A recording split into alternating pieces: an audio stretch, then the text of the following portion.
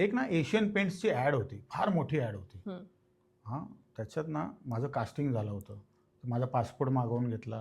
बँड्राला जाऊन मी त्याचं ऑडिशन दिलं होतं आणि त्यातलं जी मुख्य भूमिका होती ती मला मिळाली. ओह! हां, आणि मग या तारखेला अमेरिकेला निघायचं. फक्त तिकीट माझं आलं नव्हतं, पण बाकी सगळं विजा करून त्यांचं झालं होतं. आणि मग एक दिवस अचानक मला फोन आला, की "अरे सर, वो प्रोजेक्ट नहीं कर रहे हम लोग." म्हटलं, "का?" "पता नहीं, वो कंपनी वालों ने कुछ तो बोल दिया." दीड महिन्याने मी ती ॲड टीव्हीला बघितली. त्यात तो जो कपिल शर्माचा जो मित्र आहे ना, चंदन प्रभाकर, हां. जो कॉमेडीमध्येच काम हं, करतो, हं, कॉमेडी विथ हं. कपिल्समध्ये, तो त्या भूमिकेत होता. तर रातोरात मला कळलं होतं, की ओह! कपिल शर्माने त्याला रेकमेंड केलं होतं आणि म्हणून ओह! त्याने चंदन प्रभाकरने त्यात तो रोल केला. ही साधारण कधीची गोष्ट बोलतोस तू? हे मी तुझं 16 मधली गोष्ट सांगतो आधीची तुला. 2018च्या आधीची. हां, 16 मधली गोष्ट आहे. म्हणजे आज 10 वर्ष झाली पकडतो. म्हणजे कदाचित तुझं लाईफ अजून वेगळं असतं ना? ऑब्व्हियसली असतं ना. ॲड एक वर्ल्डमधलं. ॲड मिळणं ना, हे फार मोठी गोष्ट आहे. हं. आणि एशियन पेंट्सची ॲड म्हणजे आणि त्यात मुख्य पात्र होतं ते. त्यात ते मुख्य पात्र आणि होतं. तुम्ही काय काय करू शकता हे पण हो, पोचतं ना हे पटकन. कळतं. हं. हां, आणि तू जे म्हणालीस ना, की कॉमेडियन्समध्ये काही पॉलिटिक्स व्हायला कॉमेडियन किंवा सीरियस ॲक्टर किंवा काय हे असं बाकीच्या लागत ठिकाणी नाही. असतं कलाकार सांगितलंय. हां. म्हटलं तुमच्यामध्ये असतं का? कारण नाही, ती एक वेगळी व्यक्तिरेखा, ते कॅरेक्टर नाही, भूमिका असतात नाही, नाही, त्यामुळे. तसं नाही. माझं प्रांजळ मत आहे, की ही जी वृत्ती आहे ना, ती तुमच्यात आत असावी लागते. एखाद्याचं छळ करणं किंवा एखाद्याच्या अपरोक्ष काही त्याच्याबद्दल वाईट बोलणं, एखाद्याचं काम काढून घेणं, कळलं का? हे काम मला पाहिजे असं इच्छा मनात धरून त्याच्याबद्दल वाईट बोलणं आणि त्याला बाजूला करणं आणि स्वतः तिथे उभं राहणं, हे बरोबर. तुमच्यात इनबिल्ट असावं लागतं. हे तुम्ही शिकून वगैरे किंवा बघून कोणाचं ते नाही होत. हं. जे मला कधीच जमलं नाही, पण माझ्याबरोबर हे झालेलं खूप वेळा झालेलं आहे. म्हणजे मी तुला खरंच सांगतो, मिफ्टा अवॉर्ड्स हं. 2011ला मी तुला मगाशी म्हणालो, हो. की मला दुबईला जायचं होतं. तर हं. मी महेश मांजरेकरांचा तो इव्हेंटमध्ये मी होतो. दुबई पहिल्यांदा पहिल्यांदा होत इंटरनॅशनल. होतं आणि ते दुबईला. हां, हं. पहिलं होतं. पहिलं होतं. आता ते मिफ्टा झालंय. हं. त्यापूर्वी मिफ्टा होतं आणि दुबई फिरायला मिळणार, अजून काय पाहिजे? मी लगेच हो म्हटलं. मग मी, भाऊ वगैरे अशी बरीच मंडळी होती. वैभव मांगले आणि हं. बरीच अख्खी इंडस्ट्रीच होती ना मराठीतली. हं. अख्खी मराठी इंडस्ट्री होती. पण मी एकमेव कलाकार होतो. आम्ही 3 दिवस होतो तिकडे. हं. एकमेव कलाकार होतो ज्याने अल्कोहोलला हात सुद्धा लावला नाही. हां, त्या काळात म्हणजे पार्ट्या वगैरे सगळेच करायचे. पण मी एक थेंब, याचं कारण काय होतं, की पुढे जाऊन, कारण हा महेश मांजरेकरांचा इव्हेंट आहे आणि तो फिल्मचा बादशाह आहे, बेताज बादशाह आहे. बॉलिवूड गाजवलं, आता मराठी चांगलं करतायत. तर त्यांच्याकडे पुढे काम करायला मिळावं, माझं इम्प्रेशन कोणत्याही प्रकारे खराब होऊ नये यासाठी मी ही गोष्ट अवलंबली. पण नंतर आल्यावर झालं काय, त्यांचा मला आजपर्यंत कधी फोन नाही आला. पण नंतर का नाही आला फोन ते मला कळलं. ह्याने जाऊन मागे काहीतरी कानात सांग, त्याने जाऊन मागे काहीतरी कानात सांग. पण त्यांनी स्वतःहून मला कधीच काही अप्रोच केलं नाही, की विकास तू असं आहे, एक छोटंसं आहे, करशील का? कधी काही झालंच नाही. सो अशा ज्या वृत्त्या आहेत ना, त्या मला आवडत नाही. त्या वृत्त्या आजही माझ्या समोर येतात बरं का. माझ्याशी हसतात, खेळतात, बोलतात आणि मला माहिती आहे, की ह्याने माझी वाट लावली आहे. या पर्टिक्युलर प्रोजेक्टला हेही मला माहिती असतं. तरीसुद्धा मी त्याला गळा भेट देतो त्याच्या आणि देवाला हेच म्हणतो, की याचं चांगलं होऊ दे. भलं कर. ह्याने जे माझ्याबद्दल केलं ना, त्याने अजून कोणाबद्दल करू नये. हे पण मी बोलतो देवाला. आणि ह्याचं भलं कर, पहिली गोष्ट. माझं नंतर कर, पहिलं ह्याचं कर. सो मला नाही फरक पडला त्या सगळ्या वृत्तींचा. खरं सांगतो. I am very happy. I am taking everything positively.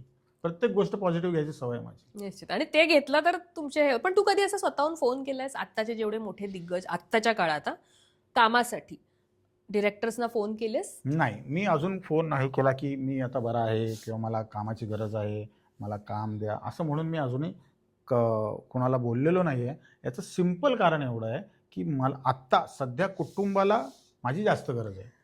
कळलं का? मी जे म्हटलं, की 2018 मध्ये मी कंप्लीट गेलो होतो, तेव्हा बायकोने संपूर्ण घर सांभाळलं इकॉनॉमिकली. ओके, तिने तिची कामं वाढवली, सगळं तिचं प्रस्थ जमा केलं. आज मुंबईमध्ये ती टॉपची डबिंग आर्टिस्ट आहे. 17 भाषा ती बोलते आणि 17 भाषा बोलणारी ती एकमेव मुंबईत, याची मला खात्री आहे. वा. म्हणजे मला ज्या भाषांची नावं माहीत नाही त्या भाषांमध्ये ती डबिंग करते आणि तिने इकॉनॉमिकल सगळं सांभाळलं ना. सो आता मी अचानक तिला सांगू शकत नाही, की आता मी 1.5 महिना बाहेर चाललोय. पूर्वी वडील होते, वडील 2016 मध्ये गेले. वडील होते तोपर्यंत मी 1.5 महिना 2 महिने बाहेर राहायचो सिनेमासाठी. एक बॅग ठेवली की दुसरी उचलायची, दुसऱ्या सिनेमाला जायचं. आता परिस्थिती तशी नाही आहे. आता घर आणि या सगळ्या गोष्टी सांभाळणं आहे. त्यामुळे मी फुल फ्लेश आता अजून उतरलेलो नाही आहे. मी करतोय सिनेमा, नाही असं नाही. 2-3 महिन्यातून एक सिनेमा वगैरे. माझी 2 फिल्म्स रिलीजला तयार आहेत, मी खोटं सांगत नाही. एप्रिलमध्ये मी सिनेमा शूट करतोय. ओके. आणि स्टेजशी पण थोडा बहुत मी आता कनेक्ट होणार आहे पुढच्या महिन्यापासून. सो अगदी थंड असं काही नाहीये, बऱ्यापैकी पोटापाण्यापुरतं चाललेलं आहे आणि पुढे पण चालू राहील. निश्चित. आता मी काही प्रश्न तुला असे घेणार आहे की जे थेट मनातून असतील. लोकांना हसवणारा विकास कधी मनातून तुटलाय का? तो विकास कोणी पाहिलाय का? की त्या विकासला तुला दबून लोकांपासून लांब ठेवायला आवडतं, तुला तुझे एक्सप्रेशन सगळ्यांसमोर दाखवायला आवडत नाही, तो तुटलेला विकास? हो, बऱ्याच वेळा तुटलोय मी. खूप वेळा तुटलोय. मला असं आता एक नाही आठवत, पण मला माझी दुःख नाही मला लोकांना दाखवायला आवडत. मग तेच उत्तर हवंय. हां.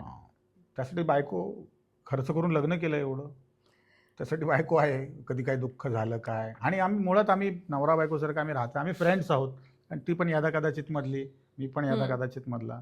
त्यामुळे तेव्हा जसं आम्ही बोलायचो तसंच आज बोलतो. त्यामुळे अगदीच मनातलं काही हे असेल तर मी फक्त बायकोसमोर एक्सप्रेस होतो. अजून मी कोणासमोर नाही एक्सप्रेस होत.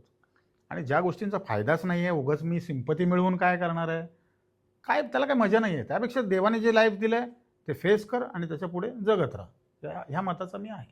कलाकारांच्या आयुष्यात नेहमी असं असतं की शो मस्ट गो ऑन.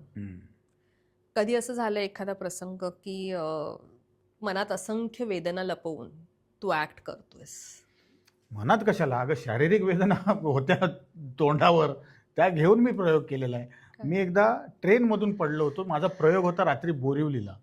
त्या नाटकाचं नाव होतं आमचं सगळं 7 मजली.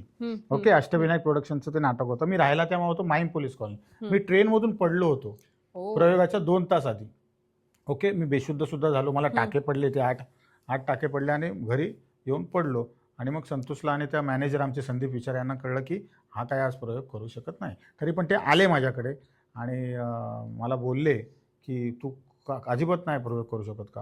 म्हटलं मी लाख करेन, घरातल्यांनी सोडलं पाहिजे ना. तेव्हा काय मॅरिड वगैरे नव्हतो, आई वडील सगळे होते तेव्हा, आणि बहिणी होत्या, माझ्या 2 मोठ्या बहिणी होत्या. तर म्हटलं मी फक्त घरी सांगितलं की मी फक्त ना तिथे जाऊन येतो प्रयोगाला.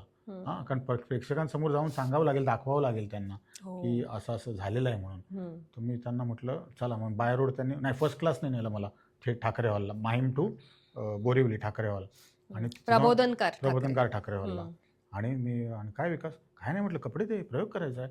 आणि मी प्रयोग केला अख्खा. मला खूप दुखत होतं तेव्हा. आणि घरी मी तोपर्यंत कळलं नाही. खूप वर्षानंतर घरच्यांना सांगितलं की मी तो प्रयोग करून आलो. नाही, प्रचंड काय विचार त्याला काय. तो त्या शारीरिक वेदना घेऊन मी केलेली आहेत कामं. आणि मानसिक वेदना म्हणशील तर हे प्रत्येक कलाकाराला कुठे ना कुठे काही ना काही वेगवेगळ्या गोष्टींमध्ये असतं.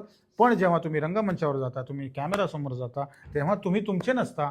त्यामुळे तुम्हाला प्रेक्षकांना तुम्हाला तुमची दुःख दाखवण्याचा तुम्हाला हक्क नसतो, तुम्हाला तो अधिकार नसतो. तुम्ही संपूर्णपणे त्यांचे असता. त्यामुळे तुमच्या दुःखाचा भागच येत नाही. तुम्हाला जी संहिता दिली गेली आहे, जे तुमचे डायलॉग्स आहेत, जी तुमची भूमिका आहे, ती 100% तुम्हाला प्रेक्षकांसमोर आणावीच लागते. कलाकार म्हणून तू इतके ऍक्ट केले असतील, वेगवेगळे सीन केले असतील, कधी ते कठीण वाटले असतील, कधी छान सोपे वाटले असतील, त्या कठीणनं तू सोपं केलं असशील. पण आयुष्य जर एक स्टेज असता आणि त्यावर तुला ऍक्ट करायचं, तर कुठला कठीण सीन तुझ्या आयुष्यातला तो आहे जो ऍक्ट करताना किंवा जो परफॉर्म करताना तुला खूप त्रास झाला? मी हॉस्पिटलमध्ये होतो ना, तेव्हा ना मला फक्त अशा स्लाइड्स काही दिसायच्या, ओटीतल्या स्लाइड्स, कोणतरी भेटायला आले अशा स्लाइड्स. आणि मी मनाशी बांधून चाललो होतो की आता मी संपलो, आता मी गेलो. तर तुला कळत होतं? मला काही म्हणजे विशेष नाही, सांगतो ना, स्लाइड्स अशा नुसत्या बरेच दिवस त्या स्लाइड्सच फिरत होत्या. आणि मला वाटलं की मी गेलोय म्हणून. आणि म्हटलं आता माझ्या कुटुंबाचं काय, माझ्या कुटुंबाचं काय. मी आत्ता नाही तर मी 4 दिवसांनी तरी जाईनच. पण माझा मुलगा तेव्हा 8 महिन्याचा होता, फक्त 8 महिन्याचा. आणि माझी मुलगी पण तेव्हा हार्डली 3री-4थीला वगैरे असेल, लहानच रे, 3री-4थीला असेल. आणि मग म्हटलं संपलं, आता पुढे काय. तर तो जो काही दिवसांचा जो काळ होता ना, की कसं काय मी माझ्या मृत्यूनंतर होणार काय, ह्या लोकांना सांभाळणार कोण. इकॉनॉमिकली तर बायको सांभाळून घेईल सगळं व्यवस्थित, ठीक आहे, माझी मोठी बहीण पण आहे, ती पण सांभाळून घेईल.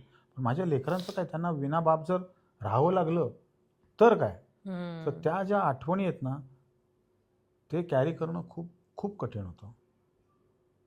आणि परमेश्वराने अद्भुत कार्य माझ्या जीवनात केलं आणि मला त्या सगळ्या प्रसंगांमधून बाहेर काढलं. आणि अशी वेळ कुणावरच येऊ नये. Yes. अशी वेळ कुणावरच येऊन प्रत्येक माझं सरळ म्हणणं आहे आपलं छान आयुष्य जगा, वय होईल तेव्हा निघून जावं. काय इथे कोण अमरपट्टा घेऊन आलेलं नाही आहे. पण अशा प्रकारे एखाद्याचं निघून जाणे खरंच वेदनादायी असतं, त्याच्या कुटुंबासाठी खूप वेदनादायी असतं. तर हा जो पॅच होता माझ्यासाठी तो खूपच वाईट होता.